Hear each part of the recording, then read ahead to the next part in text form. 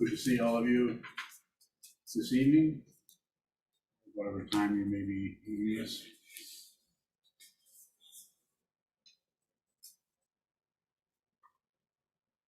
The title of the Dharma talk tonight is Petty Mind.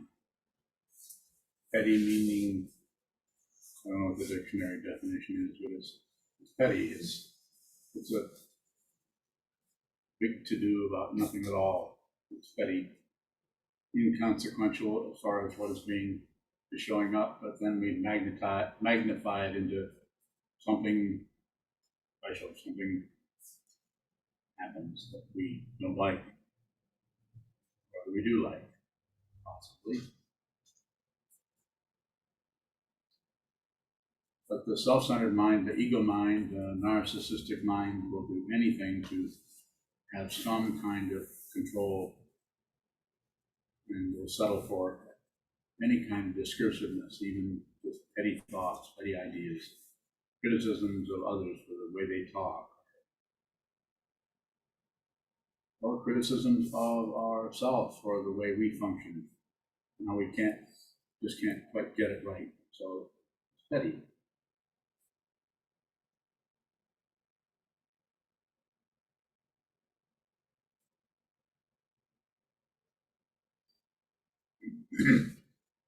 And as you've heard me say many times, not about correcting that, not about moving in and trying to manipulate that to be a better, non-petty person.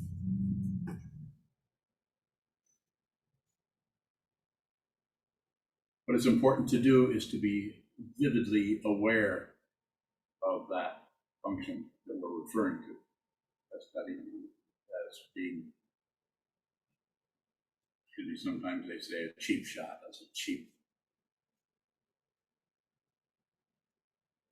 You could say it's impolite, you could say it's undignified, you could say lots of things about it. It is a reference that Chogyam Trungpa, the Dorje Jawla Mukho, used quite often in his Dharma talks.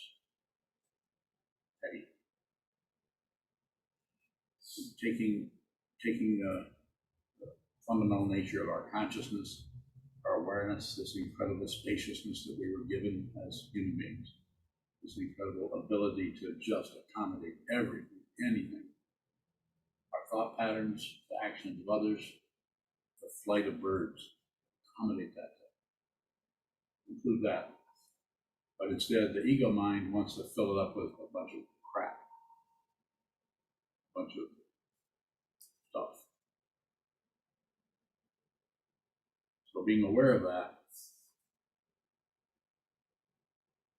the temptation of the ego mind is to improve, to get better, not be so petty.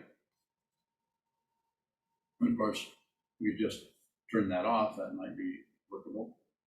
But that seems to fall into the category, as we refer to here, that Chogyam Trungpa coined in the title of his book, Cutting Through Spiritual Materialism, using spiritual techniques to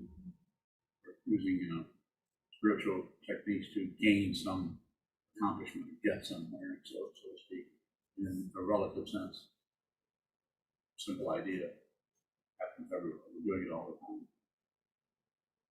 We might even sit down and meditate for an hour or two and get up and say, we had a terrible meditation that was not comfortable. That might be just a description. But then if your addition onto that is that it should have been a good meditation, or why was it a bad meditation? Then we've actually left the original thought about it. The first thought about it was, oh, this didn't feel so good. Might be the comment coming out of the actual feeling. You might eventually get so that you see the pettiness, you see it from your meditation, you do nothing with it. You don't even try to be someone else. You don't try to be a better meditator. What do? You intend to see the truth. Return to the intention. Return to the vow to be with all things. How do you be with all things? Find out.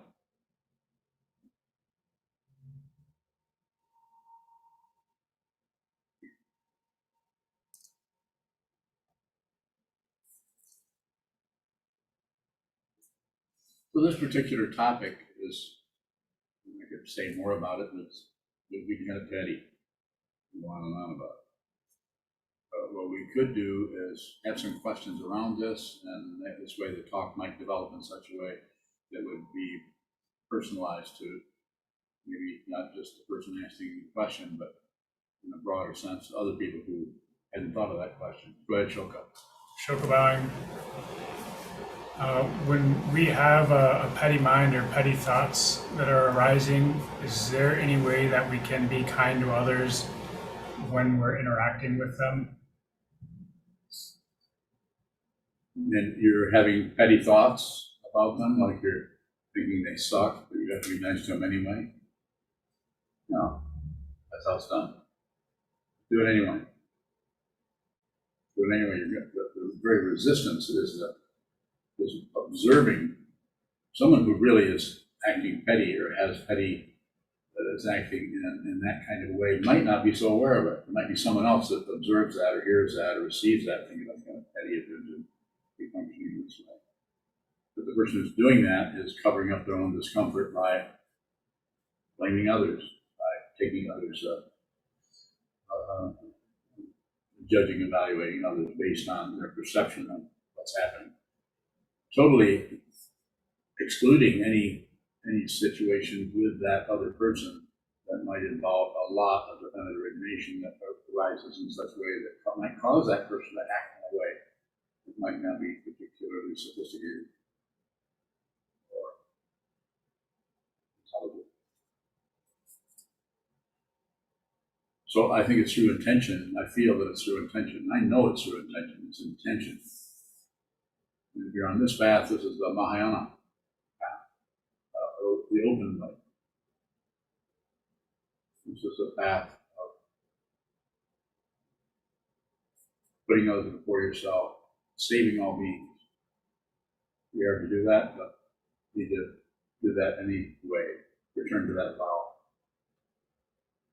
It's very difficult because depends on how you're wired up to the whole thing, how your karma enters into this path in the first place, and how much you're operating out of fear. We all are operating somewhat out of that, but covering up quite often petty mind takes care of that. It just makes the whole thing petty. Another word for petty, not stupid. Petty. Would it be like little mind versus big mind? Very little. Small-minded would be a good. That Suzuki Roshi talked about big mind.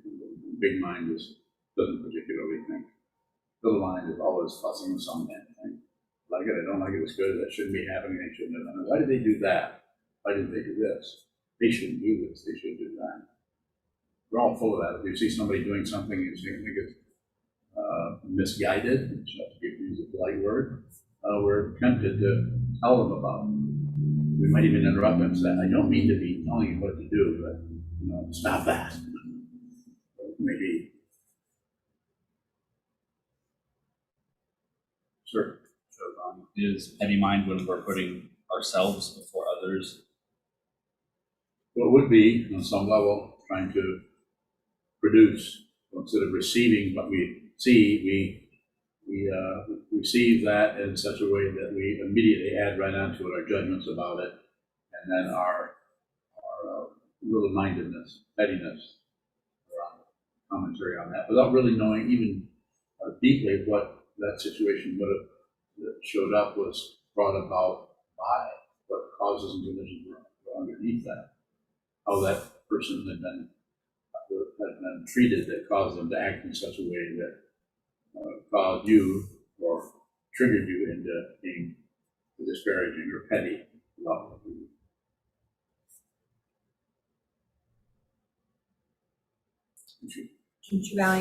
Question from Chris Smith. What arose this topic? Pardon me? What arose this topic? It wasn't a rose, it was a tulip. You know what arose it? What arised it? Now that may work there. Leavening. It's just that mind is, petty, I think, when you know to go into it. You and I were talking earlier this morning, and maybe I mentioned something, or maybe you did. You'd say that would make a good top talking. Top talking? Yeah, top talking. It's very good to have a top talking when you're going to give a talking. So Unyo said something about it. I said petty mind. She said that would be good for Sharma to talk about. Let me do it again. Topic. So I think I said done. We'll do that. But quite often I'm thinking about the title of a Dharma talk 5 minutes before it even. Sometimes I come in here and can't think of anything, so we do mountains and rivers, which is questions and answers. But if you look down through the Dharma talks I've given over the years, they all have different kinds of titles. Sometimes it's anger, number 34, or mountains and rivers, number 14. I think you're up to. So, Chris, we have another question around that. Maybe I could ask you, what caused you to ask about the talk topic? TikTok. No, not TikTok.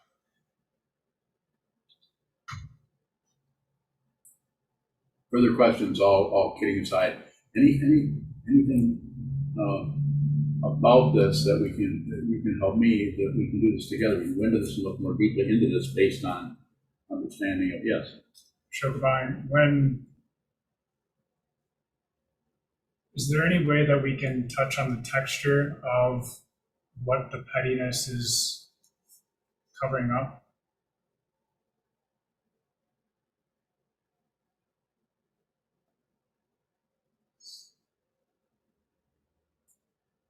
It's going to sound pretty familiar to you, because it is.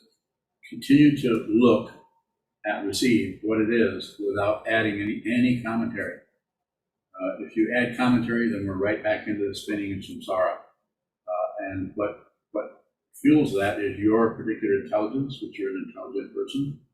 One here has a strong ability to reason, think, understand in a relative way. It's so easy to get taken into that particular situation where you think you have to fix something or correct something or stop something. And this is why it's about seeing that. It's called a Dharma gate. Whatever shows up in your mind stream that is negative, as soon as you see that it's negative, Dharma gate.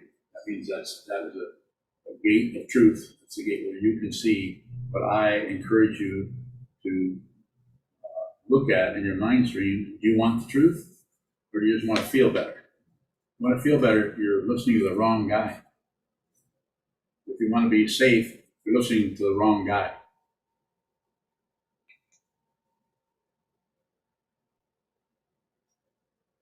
The only safety I know of, relative safety, that from my own experience over the last long period of time, is cushion. Sit on the cushion, look at it.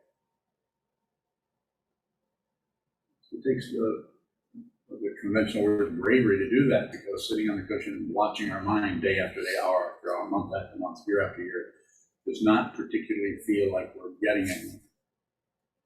The materialism of that the Vidyadhara talked about is just starts to collapse.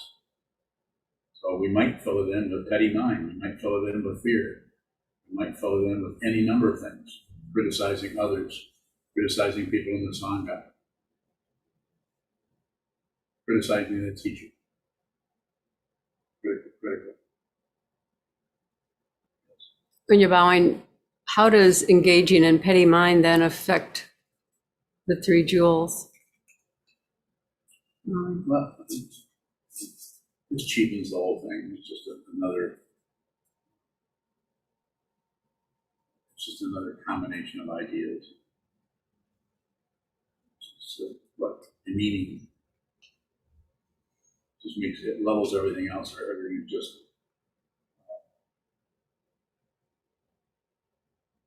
You can't come up with a good word for it. Go ahead.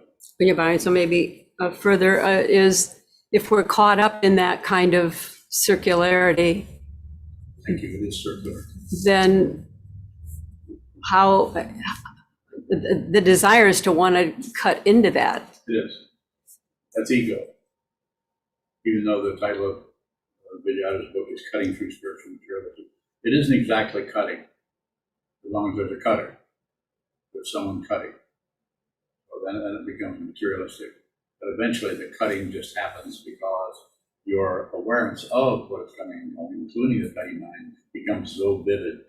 You no longer are trying to get rid of that situation.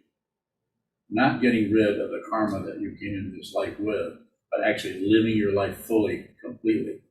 I don't say accept it, I'm saying receive it. It's much different than receive what happens. Don't miss your life by filling it up with petty bullshit that might make you feel better temporarily for 3 days, 8 days, 5 weeks, for a while, at least. Well, at least I'm doing this and they're doing this constant jabber in our minds about everything. You see, if you really receive, in a moment, if you really receive what this is and who this is and who you are relatively, then you begin to see who you are ultimately. But not as long as you're trying to fix the relative me, the ego. That just would say waste time. Because time is also suspect. But it takes a lot of time to go around and blame others, blame your family members, even though someone in your family is being mean to you because they're suffering and they don't know how to get out of their suffering other than foist their suffering on you. And then it would be petty mind to whine and complain about them rather than see that they're suffering deeply. You know, they might not have a spiritual path and they may not be interested in yours. Don't encourage anybody to do anything as far as training your mind. It's up to them. As I sometimes say, make them drag it out of you. What are you doing? What are you doing when you sit and face the wall? How do you even do that? It looks pretty stupid. You could say, well, from a certain point of view, basically theirs, you don't say that part, it is stupid. It's just a judgment about something you don't see. If you really receive your life, receive the person that you keep showing up as, aspects of yourself that you don't care for, that are uncomfortable, your anger, your impatience, your tendency to not be able to control your, whatever you want to call it, addictions or habit patterns, not being able to do that. And then fighting with that, trying to stop that, control that, trying to not be this way or not be that way. If you give up the war, or give up the battle, and lose the war, let's lose the war. This is a begin. May not be enlightenment, but it is the beginning of humility. This doesn't mean you're going to feel particularly humble, and it doesn't mean that other people are going to see you particularly as humble. Someone who's clear about what this is understands what humility is pointing to. No self. No self. Someone who has realized there is no such thing as humility, because there isn't anyone. But to someone who isn't realized and sees someone who is realized, they may perceive it that way. Thich Nhat Hanh would be a good example. His Holiness Dalai Lama appears very humble, or has humility, or he is self-effacing sometimes. I don't have to be one of those. When you're bowing, to fully receive our life, could that bring us to our death? Bowing. Death is already here. That comes without warning. Any moment you could die. When you're bowing, so you say not to go to war with habit patterns or addictions. Does that mean indulging in them then? Bowing. No, thank you. That doesn't mean going the other way and just filling up your pockets with whatever you want. It just means if you're on this path, then you can use that. You can use the awareness practice to see the nature of the confusion, see how passion, aggression, and ignorance, the basic three poisons teaching of the Buddha, you can see how that functions in you, how you grasp at some things, clutch at them, or manipulate them, or want things to be different than they are. There's so many ways of doing that. Just running your mouth with passion, talking about this, talking about that. speculating. What do you think about what I'm thinking about what you're thinking? I don't know, what are you thinking? Well, I'm thinking about what you're thinking about. How many times do we say to people, well, I don't want you to think blah, blah, blah. You know, as if you had some say-so about what you thought yourself. Don't hesitate to, I don't want you to think such and such. So it's about getting very, very aware of the way the mind works in yourself, seeing the way you react. Don't stop the reaction. And if the reaction is to reach out and punch somebody, then you can stop that. But just to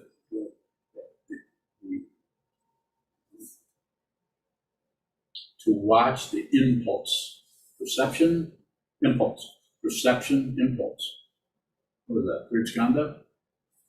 Third of the five skandhas. All of you have probably studied the five skandhas. Perception, you see something and there's an impulse to do something, like add to it, subtract from it, or shut down it.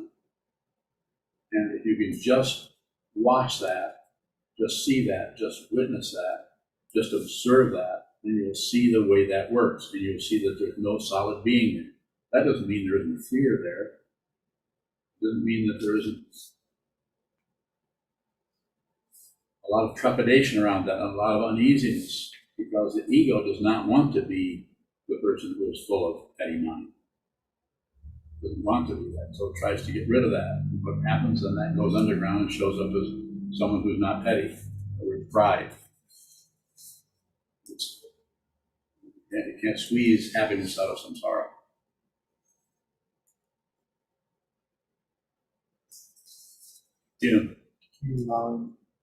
Is petty mind belief? I think there is some belief, like thinking certain things are true without really knowing the causes and conditions behind them. So we might tend to evolve into just offhanded comments, being petty about something. You know, we hear it in different places and it shows up in different forms. Just like talking, gossiping with someone else about how someone else is dressed, or about their difficulty with speech. Just kind of just have something to chatter about, criticize them. That happens right in this monastery. Early on, or a long time ago, there was criticism about other people not sitting. I said, I don't know if I've said it in this way, but if you live in this monastery, you know what the schedule is, and if somebody is not sitting, that is their business. It's also my business. I watch somebody, what they're doing, for a long time before I step in and say anything about what they're doing. A person might be late to forms. Everybody who lives in the monastery, as a monastery resident, is required, unless they have a job or a doctor's appointment, or if they have a headache, or if they're tired, they didn't get any sleep last night because they were up all night studying the Dharma.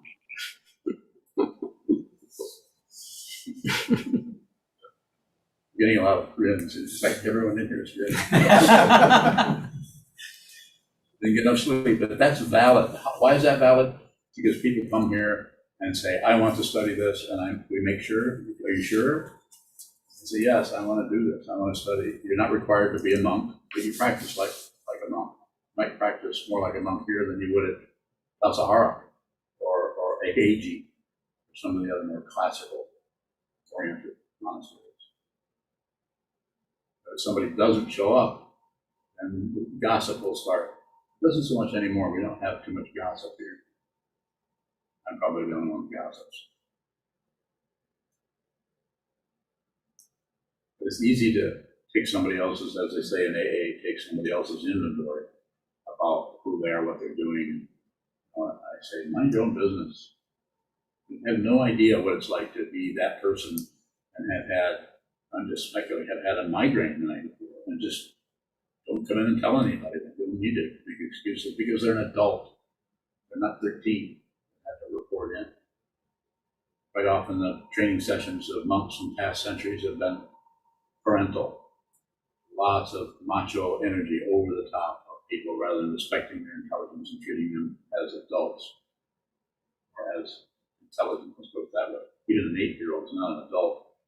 But they have a kind of intelligence that is ignored In modern education is just go in, memorize all this, and then take a test.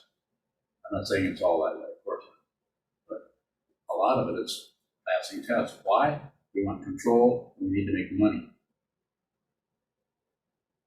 Not particularly the Bodhisattva path, not the Mahayana, as I understand it. Further questions? Combine. Is the impulse the leading edge of the petty mind? Louder, please. Is the impulse the leading Louder. edge of the Yell. petty mind? Say it louder. Is the Louder. impulse Say it louder. the edge of the petty mind? Now repeat what you said. Is the impulse the edge of the petty mind? Yes. Next. Another question from Chris Smith. Okay, Chris, this better be good. What stops saving all beings from being petty?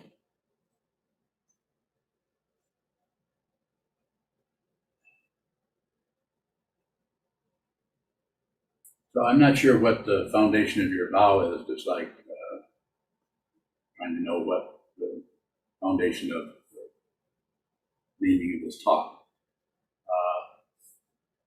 Anything can be petty at some point. I would say realizing it's the true import of saving all beings. And you cannot do that with the intellect. You can't do it with your intellect. I can't do it with mine. It has to be seen.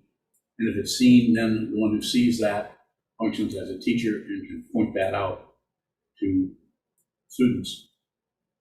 I'm not saying you can't do this without a teacher, but chances are pretty slim, because you'll invent your own idea of enlightenment and then convince yourself you're enlightened. And if you're really smart, like I presume you are, Chris, the way you handle language, you'll turn yourself into a Dharma teacher and you'll convince a lot of people. I'm not saying you're doing that. Be very careful, very tentative about the intellect and the way the intellect can just take over and discover some kind of relative truth that looks very polished and fancy. You can read Jeffrey Hopkins, you can read Carl Hosel, you can read any teachers. What's the other one? I can't think of his name right now. It wrote on the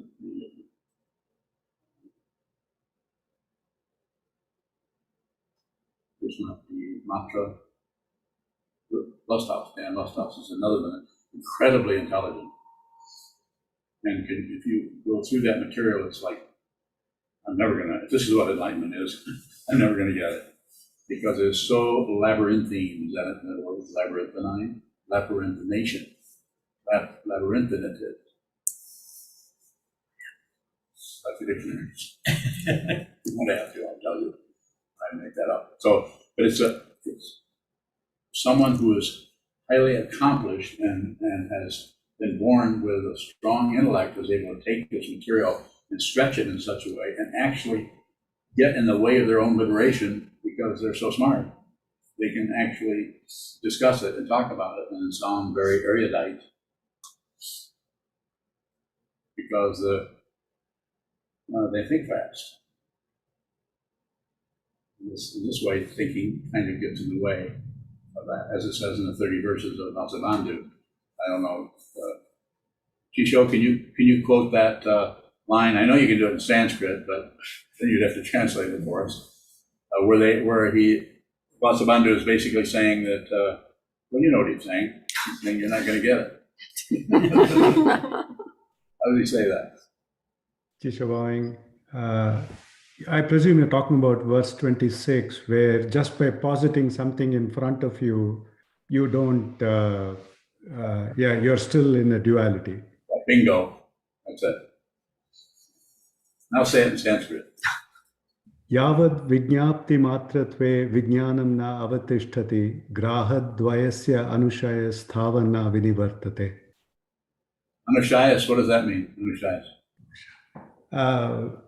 Anushaya is, I think, to see or observe or, yeah. Vinyati Matra, was that one of them? Yeah. And what is Vinyati Matrata? What does that mean? Just Vijnapti Matra. Okay, just consciousness only. Yeah, just consciousness only. Yeah, yeah. Okay, thank you. Now, there's a smart guy. Do you think he's enlightened?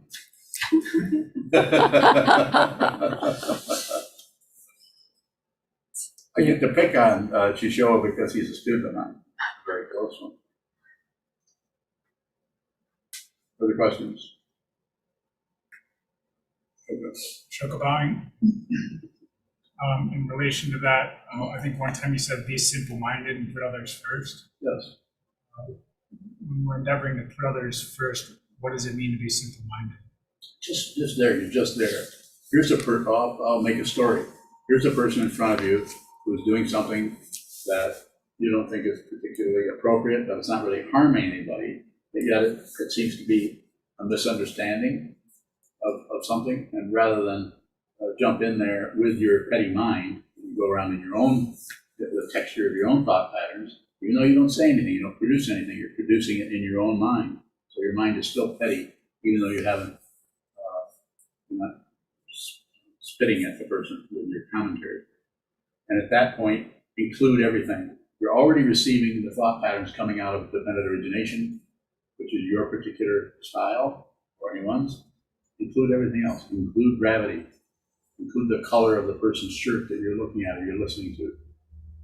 Just the texture of your world. Be in the world.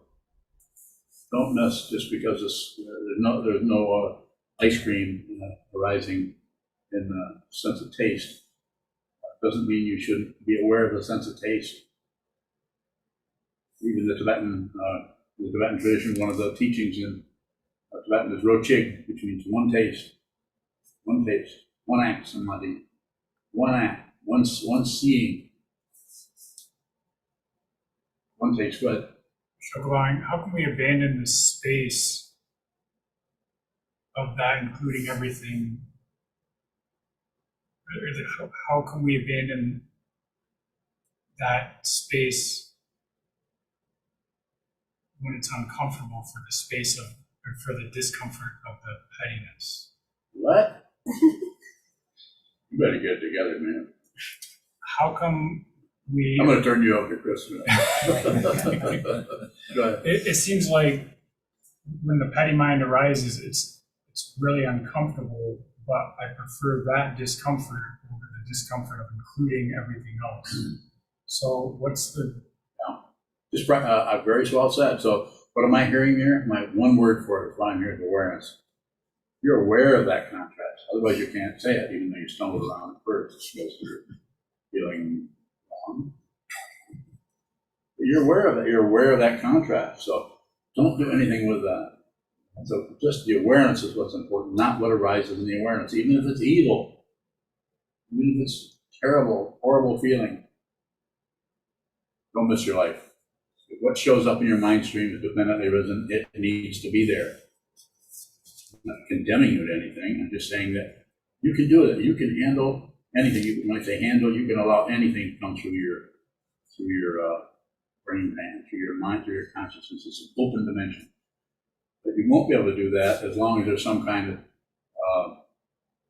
claustrophobia based on fear of not knowing if you're safe or not, or not knowing if you're just all that not knowing. We tend to clamp up and close it off rather than the way to, as I say, don't miss your life, to be the person that you are. Also say, be the crap you're trying to get rid of. I need the more intense word than that, but stop trying to get rid of something you don't even understand. Actually, someone said, I think it was Gilgado. Is she here? Where is she? That's not Gilgado. Take off that mask. So Gilgado asked me a question, sent me a text. She's always looking for some kind of a mistake, right? Gilgado. And she says, so if you haven't given up anything, am I close? Then you say you haven't given up anything, but something about, I said earlier and today, I think it was said somewhere else, I said, I wanted to be famous. I wanted to be a famous artist way before I met my teacher. I was trying to find something to do that was important, be famous. And I even painted paintings, and those sucked. But I just kept painting them anyway because I kept thinking, well, if I just keep trying, I'm bound to get better. But you can't have paintings that suck and then get better and be a genius. And I want to be a genius. You know, those are one of those great, wonderful people that nobody any longer criticizes and thinks is just, you know, like Paul Mallarmé or Verlaine is another poet, Arthur Rimbaud, Charles Baudelaire. I want to be somebody like that. You know what I'm saying? Garden gnome saying. And she said, that's Gilgamesh, she said, what did you say? Spit it out.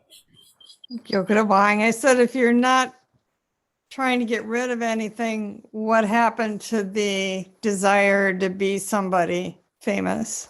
Bowing. What did I say? You said you didn't get rid of it. It just went away on its own. Bowing. You get rid of anything. You don't have to get rid of anything because all of it is unreal, including your narcissism, including your shame, including your doubts, including your jealousy. Unreal. But you have to stop fueling it. And how do you fuel it? Petty mind. Petty. We're petty with ourselves. There I go again. I never can get anything right. Where he likes her more than he likes me or loves me. It's just crazy. I love everybody. That's pretty frightening. I love all of you, even the ones I've never met. So, does that scare you? Ooh. And it might, because unconditional acceptance, or not even acceptance, but unconditionally relating to somebody where they're at, right where they're at. Not trying to get them to be a more enlightened being. The only thing I'll say to you that might feel like a little pressure is train your mind. I'll help you, but with your permission. If you don't give me permission, I'll mind my own business, I'll stay away, you'll never hear from me again. But if you invite me to come, to teach you, to help you point this out, then I'd say start out by giving me the benefit of the doubt, and then at some point you're going to have to trust me because it's going to get worse. It's going to get more and more challenging the closer the fire of the teacher gets to your ego, which is made of crepe paper. Even less than that, it's unreal. It doesn't even get burned up. Unreal. It feels threatening. I know. I had my teacher my root guru was a Mahasiddha, great master, someone who was criticized by society who do not understand who he was and what he did.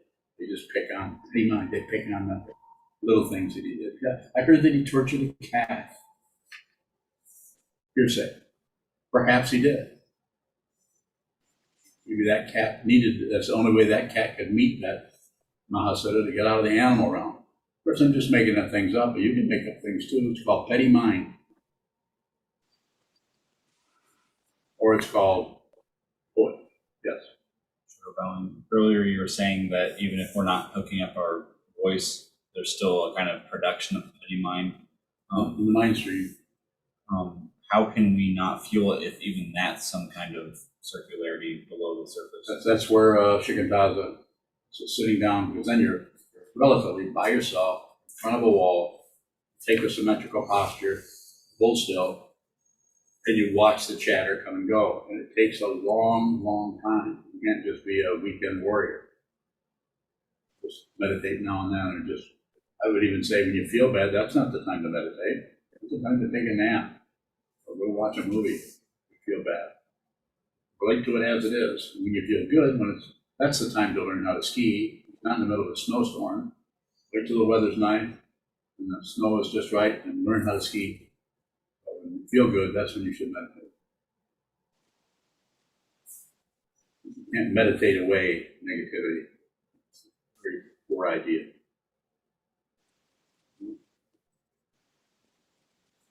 Christina Bowing. Yes.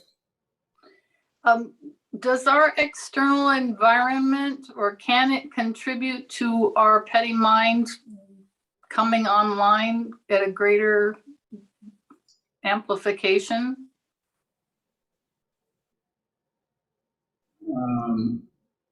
Paraphrase yourself a little bit so I can get an idea of what you're referring to.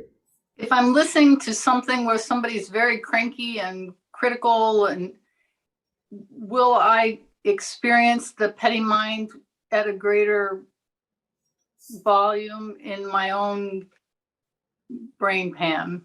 You could. You could. The causes and conditions behind that whole scenario you just created are extensive and untraceable. So it could show up that way. What is your question? What does he want to know? Do I need to control my external environment, be more careful about what's in my external environment so that the petty mind isn't coming online so much? Thank you, Christina Bowing. And I would say, Christine, this is what a meditation hall is for. It's what your altar is for. These are not holy objects that are to be venerated, particularly from the point of view of sacredness. Everything is sacred. There isn't anything that isn't sacred. But we may need to venerate something, a teacher, an object, or a figure of the Buddha, in order to encourage us to go that direction. The fundamental understanding is what shows up in the Zen tradition. Like, if you meet the Buddha on the road, kill him. Doesn't mean kill somebody. It just means that you aren't going to see the Buddha anywhere.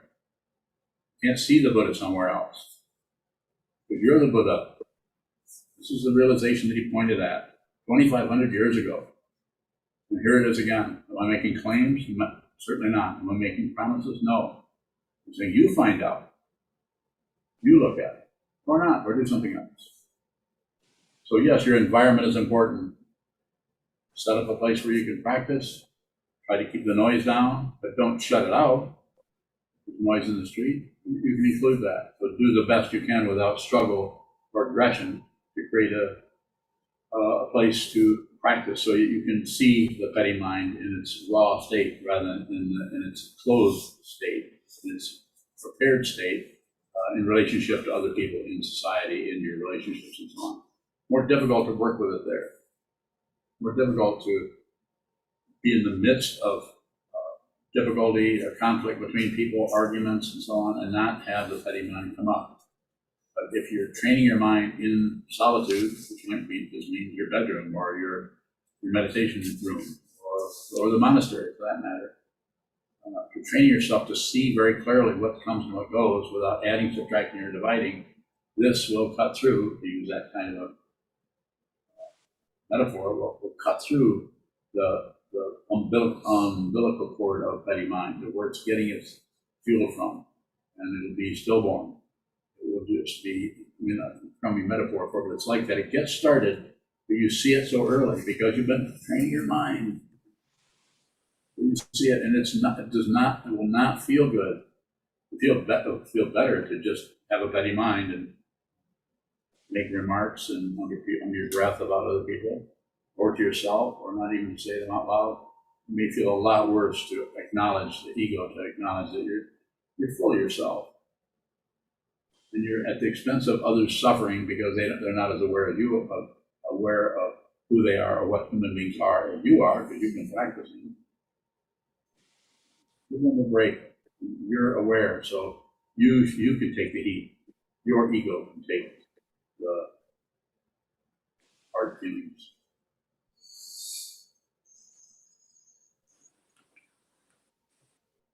You.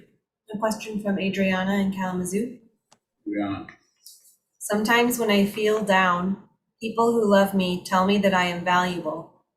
Do individual people have value or worth? Does that go against the idea that we are not separate? So it's a relative situation. Of course, people are going to try to cheer you up and tell you you're valuable and tell you that you're loved. And it's a relative construct, and it's necessary. You need to do some of that. But it's a mundane area. We need some of that, otherwise we would not flourish as as humans in society and in family and in our cultural situation. That kind of stuff is all over the place. It's difficult. There needs to be some of that. So what was the fundamental question? Do individual people have value or worth? Does that go against the idea that we are not separate? Somewhat, but you have to start out where you're at. So you have to start out with being valuable, being worthwhile. As somebody said someplace in the past where I read, you can't really transcend an unhealthy ego. Ego has to be somewhat healthy to be able to do anything at all with it. So the path begins with fundamentally getting some self-esteem, enough self-esteem so you can actually practice, so you're not on the verge of ending your life, or you're not using the negativity to make things more difficult for yourself. But I think it's a very situational, Adriana. It's dependent. There's no way you can come out with a standard that everybody should, this is the way it is. It's very individual. I think in that area, less is better, but sometimes you might need a lot more. To say, for instance, somebody who's on the verge of taking their life, and you've somehow heard about that, it might not be good to compliment that person, try to encourage that person. It might not be a good idea to do that. I'm not telling you what to do, but be very, very careful around anyone who seems to be anxious to get out of here. It seems to be. But go ahead. Go for them. Gyokuro bowing. There's a text in the chat box from Katie. Her mic isn't working. Okay. What if I am in a moment of being petty and simply don't want to be mature? Bowing. Well, I don't know what if. It's like, well, you're aware of that. But the downside is it probably doesn't feel very good. But the upside of it is that's how it is. You're being petty, and you just don't want to grow up, or you don't want to be mature, however you want to say that. I would say just be aware of that. More sitting, more, get to the wall more, so that there's more, so the awareness has a little bit more, the amount of oxygen in the room is more than that which is breathing it. The dragon of ego, breathing of that air, where it wants to be the person who knows stuff, who wins, who does not lose, who comes out. Or it might want to be the person who just sulks because they're so petty and they don't really give a damn. Another way of doubling up on that negativity to make it continue to support the self-centeredness, the narcissism, the ego. Get to the wall. Practice a lot. Still a lot. Return to the Buddha, the Dharma, and the Sangha. Teacher, the teaching.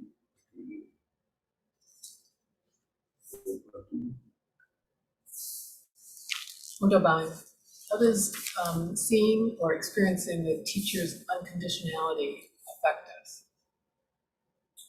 It would be different with each person. People may not even see that. It may just, because of the way any particular teacher may function, may seem extremely conditioned. They just want this, and they want that, and they want to control this and control that. So, unconditionality. You want to say more about that? Bowing, just that being received, how does that impact us? Bowing.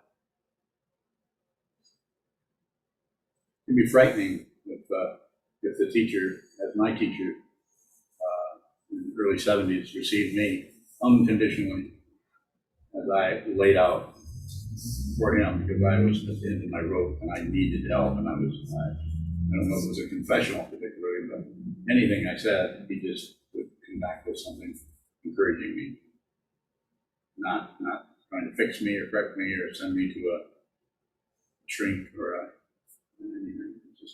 It was the presence that was overwhelming. But I was ready for that. I was in my early 30s, and I'd been studying Buddhism on my own for 12 all your reading books or anything I could get on it. He didn't have any direct teaching until I met him in 1970. So if you want to paraphrase your question, that might get closer to what you're looking for. Wonder I am wondering about energy being received. How does that affect us students? So it's difficult to respond to that because it's so abstract. You know, what is energy? Receiving energy. You might see that way, but someone else just might not show up that way, and yet their dedication or devotion to the teacher might be pretty strong. Sometimes devotion to the teacher shows up as fear initially. Mine certainly did. But my desire, my wish to see the truth, especially having been through the labyrinth of being a failed artist, and being terrible. Well, I'm not sure. Further question on that? Good question that needs to be think about it. A question from Ted Smith. Who? Ted Smith. Richard Bell? Smith Brothers cough drops. Remember those? That's from the 1940s. He asks, could petty mind be viewed as contrast to make us more aware of our observation skills? Could be, but I wouldn't go too far into that area because it's we can substitute the thoughts around petty mind or the thought of what petty mind seems to be pointing to. We can elaborate on that. Your elaboration, your description is something to that. But it's good to go into the actual texture of the petty mind before you actually even call it petty mind. Once it gets into that level, then someone who is petty may not even realize that. Someone else might. That might be their observation then, or their observation of themselves.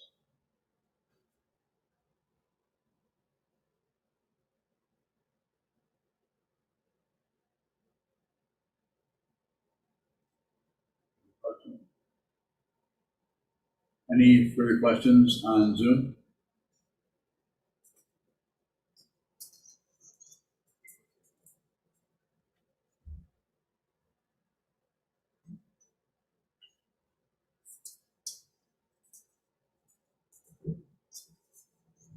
See your questions. So if there are no further questions, go ahead. We'll go. Divine can be received, being received.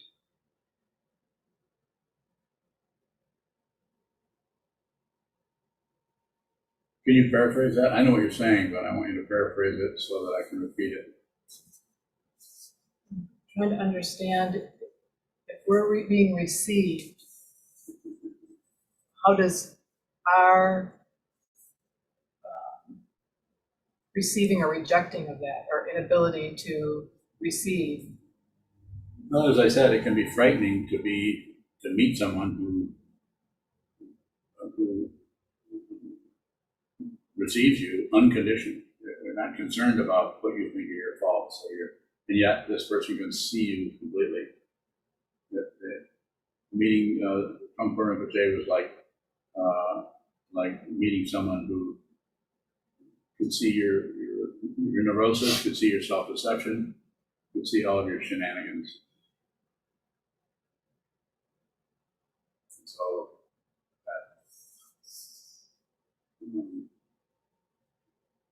I don't know how to put it into words other than that was the beginning of my devotion to him as a teacher, as my guru.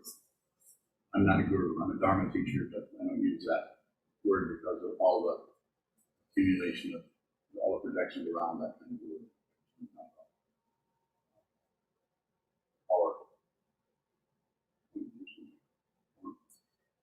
Divine, can that build our awareness?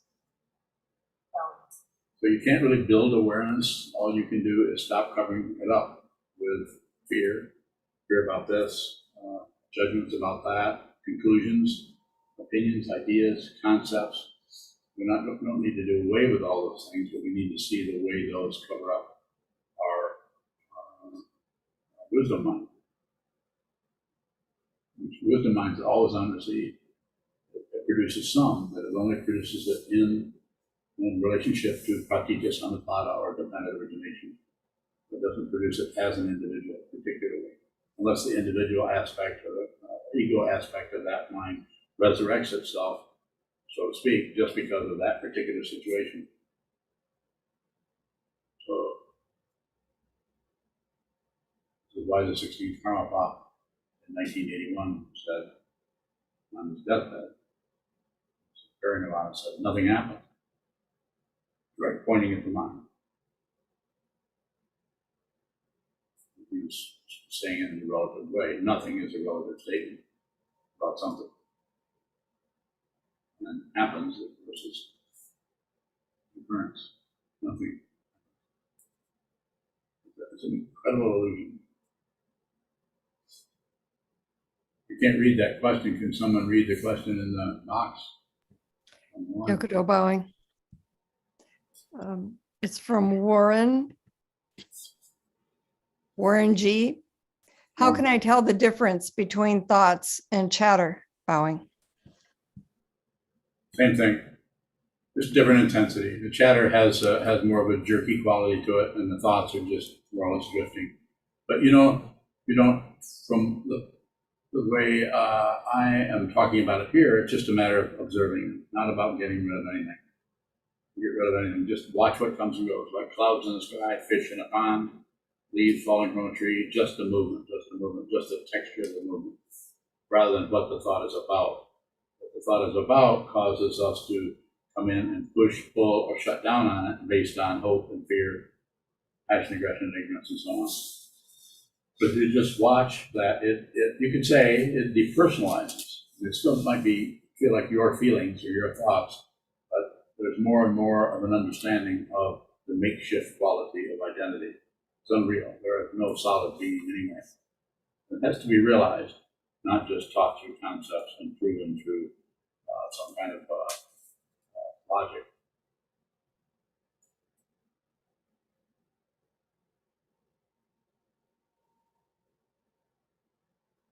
Another question from Chris Smith. Yes.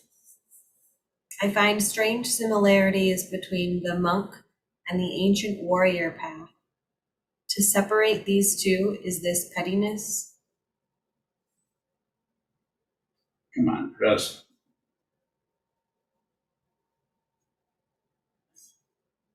No, it's not. Monk, you can have 500 people are all monks, and they're all practicing in a different way, even though they're all Buddhist monks. They're all someone who is dedicating their entire life to a spiritual path, as they understand it. And the ancient warriors, I don't know which ones you're talking about, but there's a lot of them. Just the samurai warriors, that whole culture, the whole macho code of Bushido, which you may be familiar with, sounds like you may, is about some kind of intense masculine pride, where if you're embarrassed at all, the next thing you have to do is cut out your innards this way, that way, and down. It goes. Not fun. So, very intense stubbornness to be in control right at the last minute and actually take our own lives.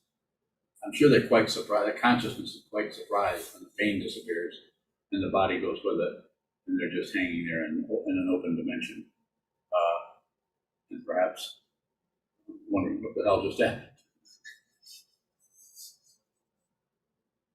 And then what happens to that? What happens to that consciousness? That consciousness does not have, even though we measure brain waves and science always talks about consciousness being this or that, we don't even know what it is. You can't know what something is unless it's something that have a description like a coffee cup. You can't describe consciousness. The only way you even know there is consciousness is because forms arise in it. Sometimes called thoughts or emotions or memory. or bodies. This body is arising in thought, in consciousness. And it's, don't believe any of that. Believe anything I've said. Forget everything I've said.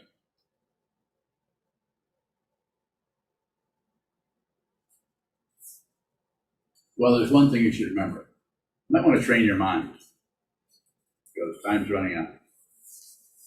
Even though time is an illusion, it's running out.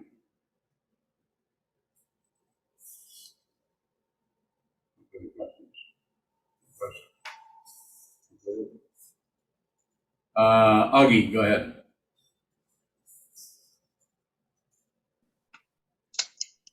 Keep bowing. Could you talk, maybe you did, talk about the connection between petty mind and hope and fear? Bowing. Yeah,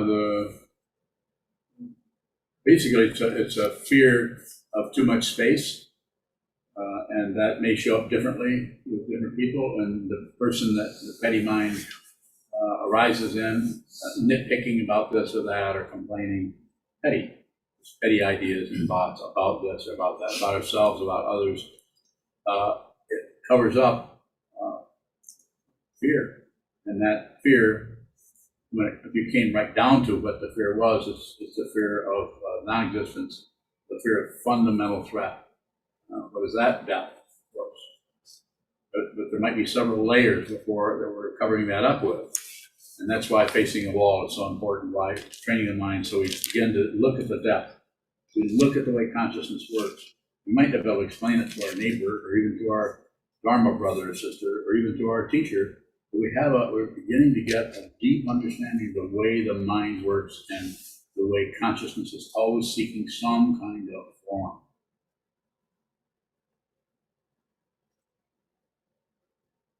Yuham, you have a question? Bowing. You often see the truth, but this seeing, isn't that seeing through experiencing? And what's the relationship between these two? Bowing. So experiencing, yeah. So there's a quality of experiencing. There's such a thing as experiencing, like we can have this kind of an experience, sound. You can have this kind of experience.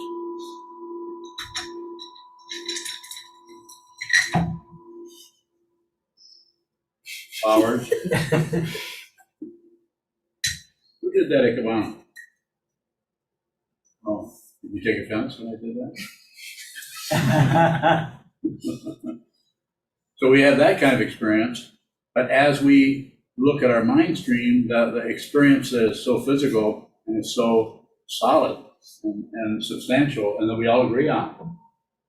The only thing we agree on, and more rarefied levels, deeper levels of consciousness, that we might agree on, well, in a very simple, this is a very mundane way. But what are you thinking about? Well, I was thinking about going out and do some shopping. So those are thoughts that we have to actually talk about it instead of we all agree those are flowers, I think. And that's the sound of a gong. All pretty much agree. But the more we get away from the physical solid area into aspects of consciousness, that there's still form, it's not this kind, the form of thoughts, the form of emotions, it gets more and more and more particular and more individual or personalized. We personalize it more and more. And so it's about, as far as seeing the truth, we're going to have to look at a pack of lies for a long time, more than likely. And those deceptions or those cover-ups are in the mind stream. So it's just a matter of looking at it. If something shows up, and see if you can see it just in its immediate form, just perceive it, rather than abandon it for what you think about it, or abandon it for covering it up by it with a conclusion or a judgment or an opinion. Don't do anything with it. Just receive, experience your life. Live your life, experience your life. Eventually, the experiencer, that aspect of consciousness that the Yogacarans call the seventh consciousness out of the eight, that starts to dry up because it's not getting any more fuel to fuel its paranoia. There's somebody's in danger, somebody's being picked on, somebody's being treated this way or that way. So like just continuing, return to the cushion, return to the Buddha, the Dharma, and the Sangha, train your mind to see clearly. And so eventually you see what this is. And you see that this one who's the identity of one who sees and what is being seen are not separate. It's talked about in Yogacara as a perception only. But even that doesn't quite do it because we're still using concepts. It's just that what you're looking at is not separate from you. It's not over there. I mean, it's over there relatively, but you're actually seeing your ultimate nature. Everywhere you look, you see awakening. Nothing sleeps anywhere. The Buddha's everywhere. There isn't anything but the awakening. There isn't anything but the Buddha. And this might sound like some kind of a cult or something to be believed in. I would say don't believe in anything. Don't believe me for sure. Please don't believe me. You consider what I'm saying. I'm not asking for any belief. Buddhism is not about belief. It's about awareness.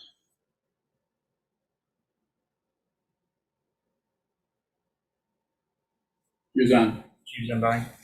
What is a practical adjustment that isn't petty mind? Give me an idea what you're talking about. The example that's coming up for me is like the computer setup that we talked about this morning. Mm-hmm. It seems like something has to shift there, but in my head, like it just shows up as petty corrections. I'm wondering what makes that something that has to change versus just petty corrections. I don't see that as petty. How is that petty to you? I feel like that shows up for me a lot, and it's never clear to me when it's just my petty mind and when it's something that needs to move. Ask me. Which you do. I'm not sure might not be clear on what you're saying about, because what was it? Eric, I think Eric Olson sent an email complaining about, he just complained, he was complaining, but he was also pointing out, because we probably didn't know it, all kinds of loud noises showing up on that because of the sound suppression or something like that was not, I don't know, do you know what it was? Can you describe? The volume was too high. Volume was too high, simply put. So I'm not sure what you mean by how you would tie that into petty mind. It's just a simple situation where we talk to people and turn the volume down, and maybe make a larger sign that says turn the volume down. So when you're not here, people will obey. Yes, but I guess it seems like all sorts of things show up as deviations from forms, and you'll encourage us to just look at that as opposed to correct it. So okay. See, so some situations you have to correct them. Otherwise, Eric's going to blow his stack. There'll be smoke coming out of his ears. And I listened to some of that, and I could see. I'm surprised that someone hadn't said something sooner, because he said it's been going on for a little while. So it was. Did any of you listen to that? I think Yokodo did too. Yokodo, yeah, she, of course, Yokodo doesn't have a petty mind, so like you do. No, it's not petty. No, it's a situational thing. You just take care of it. It's not so much correcting. Maybe somebody had an oversight.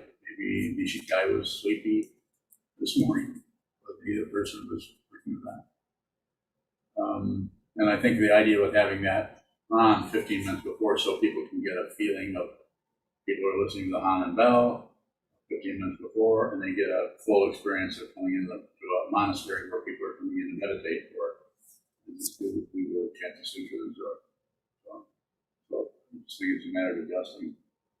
When somebody moves things around on the altar, you'll notice me moving in the back where I told you they should be. Not really correcting, it's just observing the form with my hand. Moving this over there. Does that make some sense to you? So the idea is to have some continuity, but it's not based on right and wrong. You can't ever get, if we did right and wrong and just that, we might as well all go home. No way you can get this right. We just, it's a communication, cooperation, collaboration. Eric communicated. I said, I'll look into it. Got that resolved. And now maybe it will be not quite so difficult. We'll be able to listen to it. More. No. What's the basis for adjustment if it's not right and wrong?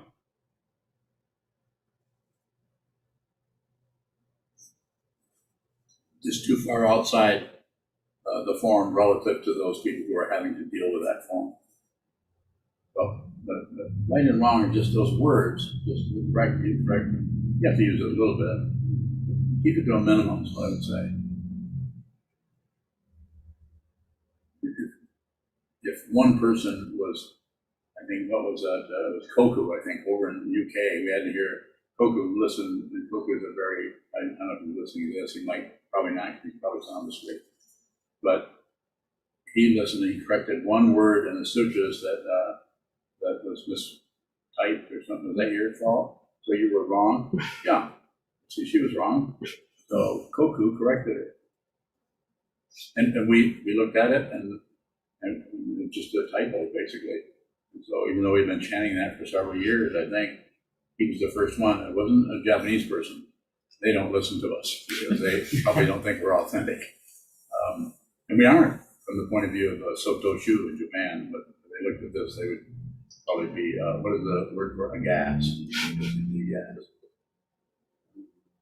But we're doing this because we're kind of a hybrid. This is a hybrid Tibetan lineage, Japanese Soto Shu, and then however I see this, what needs to take whatever it seems like it would be helpful to people. Things that just seem like a bunch of empty forms, we don't do those. So I don't know.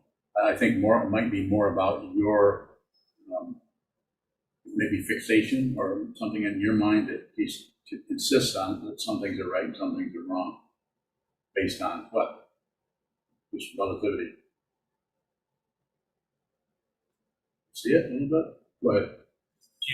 Where is that boundary of too far outside the form?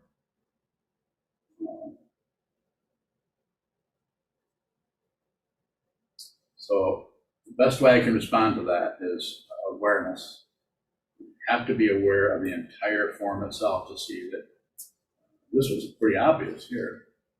If you were to hear that yourself and you were to tune in, like what I suggested we do is have somebody listen to this and make sure that we're not sending out into the YouTube or Zoom or wherever a bunch of racket. If you heard that, it would, I doubt you'd sit back and just say, well, I'm not going to correct anything because that would be bad.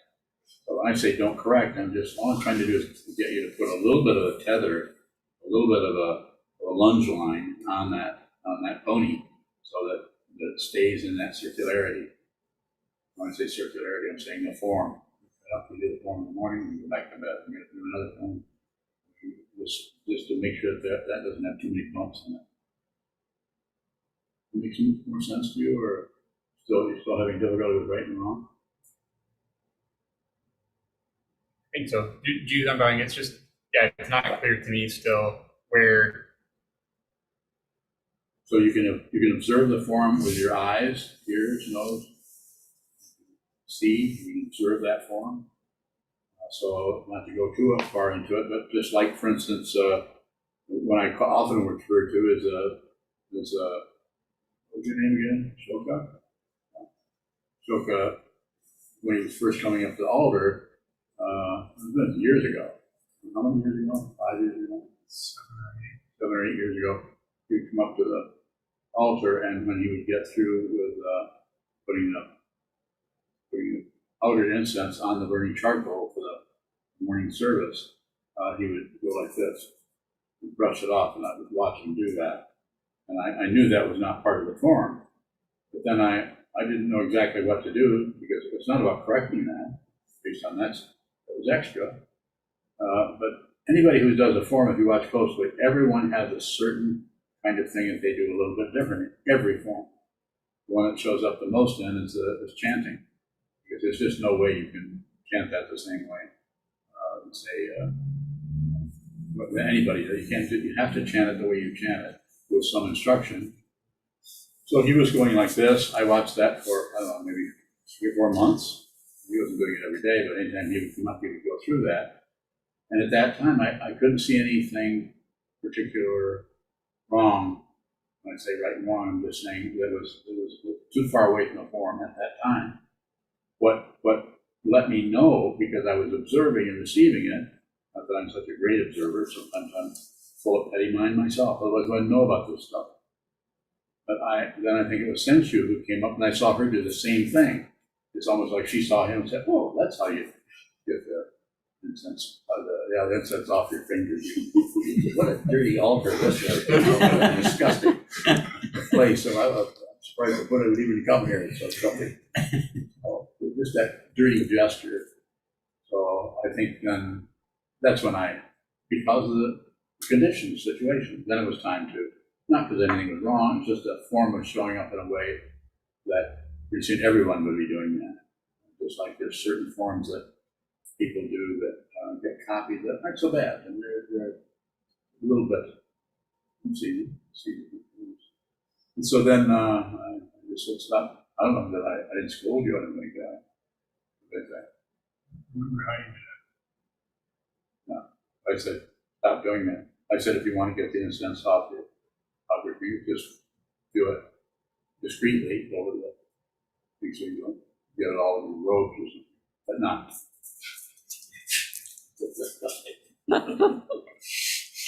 So that would be, I've used that example several times because I don't change things unless I see if it's what would be. And like what Eric was pointing out in his text to me this morning was that I didn't need to look at that. I mean, I didn't need to see that happen again. It was obvious that was screeching, and nose blowing, really loud. I didn't know what it was. Did anybody? We won't embarrass anybody. Further questions?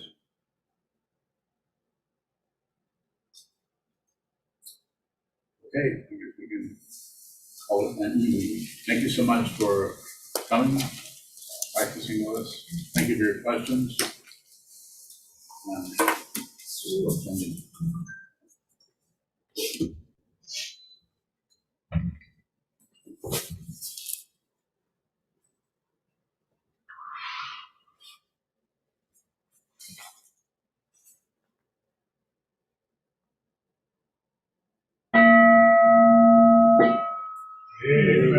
This penetrate into all places, so that we and every sentient being together can realize the Buddha's way. Jiho san chi shifu, shizon bu sa moko sa, moko ja the 10 directions, the 3 worlds, all Buddhas, all venerable ones, Bodhisattvas, Mahasattvas, the great Prajna, Paramita.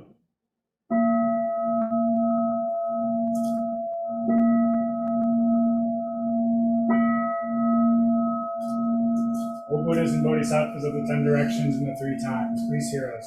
Please come down out of the light and protect Sokokoji Buddhist Temple Monastery, our Sangha, families, friends, and visitors. Heal everyone who is unhappy, sick, or suffering, and fill them with light.